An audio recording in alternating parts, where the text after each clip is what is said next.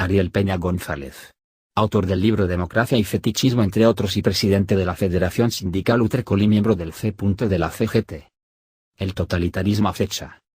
Colombia se encuentra en el dilema entre defender la democracia o caer en el totalitarismo comunista, que mediante el engaño ha conquistado a sectores despistados.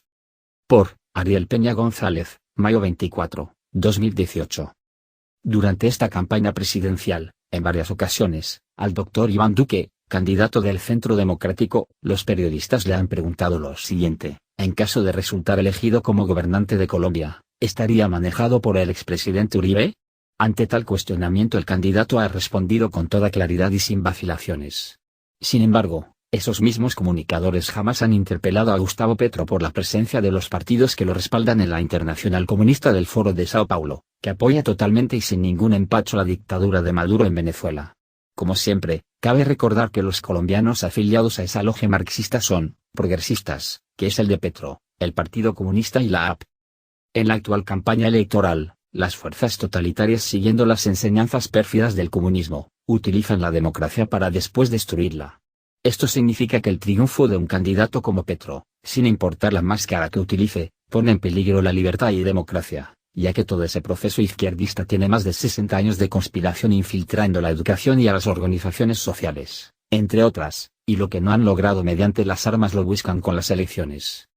Pues bien, en mi opinión, el marxismo rudimentario del candidato izquierdista de Marras llevaría a Colombia, en caso de ganar, a una situación más calamitosa que la de Venezuela en menos de 2 años.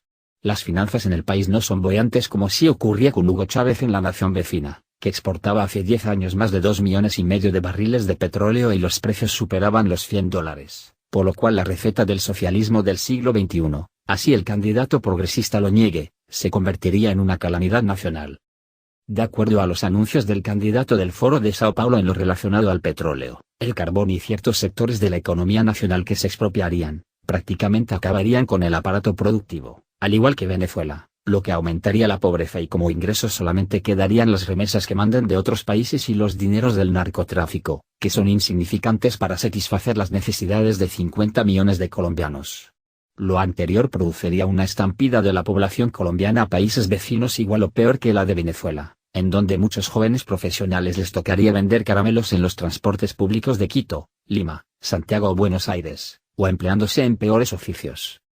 Asimismo, en un gobierno totalitario todos los empleados públicos tendrán que acudir a las movilizaciones para respaldar al régimen so pena de perder el empleo, y el resto de la población chantajeada por la cartilla de racionamiento del carné de la patria si no asiste a las manifestaciones no tendrá la ración de comida como ocurre en Cuba y Venezuela. Por eso cuando se engaña, especialmente a la juventud con el cuento del cambio o con el sofisma de que llevamos 200 años con los mismos, hay que medir las repercusiones catastróficas que eso tiene.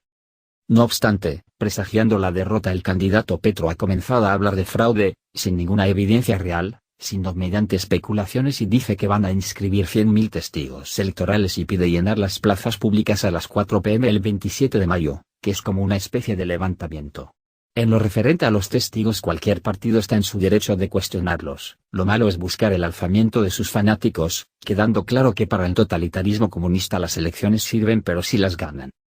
No se nos haga extraño que con un triunfo del candidato de los sectores marxistas, al otro día de su elección baje la bolsa de Colombia en una forma estrepitosa, se dispare el precio del dólar como nunca antes y las calificadoras de riesgos le bajen al país de una manera dramática la capacidad de inversión, amén de que los patrimonios de pequeños y medianos propietarios quedarán como la canción que se conoce como el cariño verdadero que ni se compra ni se vende, y los grandes capitales se irán del país. Todo esto puede ocurrir si caemos en la trampa del castrochavismo, también conocido como socialismo del siglo XXL, que es de acuerdo al propio Fidel Castro el marxismo, palabras expresadas por el sátrapa en el 2010.